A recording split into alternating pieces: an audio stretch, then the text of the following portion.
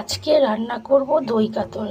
এর জন্য নিয়ে নিচ্ছি কাতল মাছ, আর মশলার মধ্যে নিচ্ছি পেঁয়াজ বাটা, আদা রসুন বাটা, টক দই, জিরে গুঁড়ো, লঙ্কার গুঁড়ো, আর কাজু আর পোস্ত বাটা। আর ফোড়নের জন্য নিয়েছি তেজপাতা, শুকনো লঙ্কা আর গোটা গরম মশলা। দিচ্ছি তেল।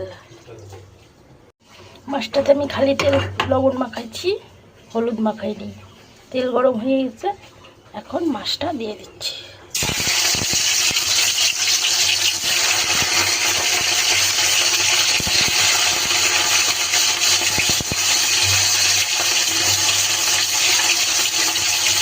এগুলোকে আমি হালকা করে ভেজে নিছি।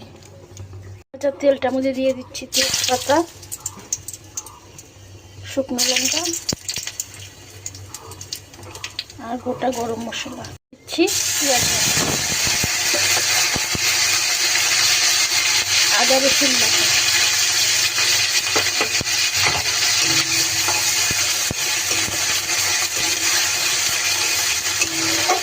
শুকনো লঙ্কা আর জিরে গুঁড়ো।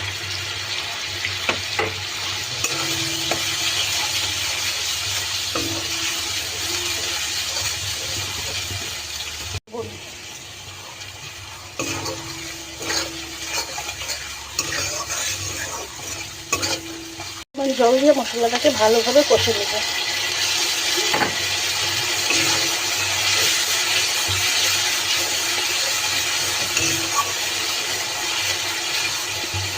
ভাজা হয়ে গেছে, এখন দিয়ে দিব কাজু আর পোস্ত বাটাটা।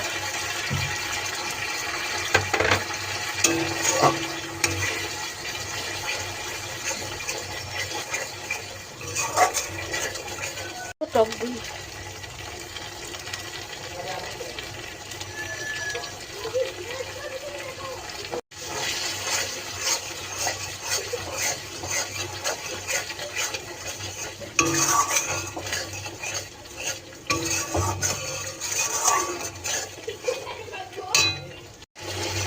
এখন দিয়ে দিব একটু চিনি।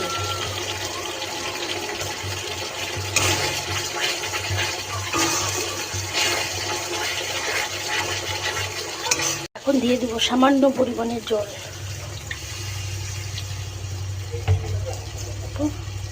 চেরা কাঁচা পাকা লঙ্কা।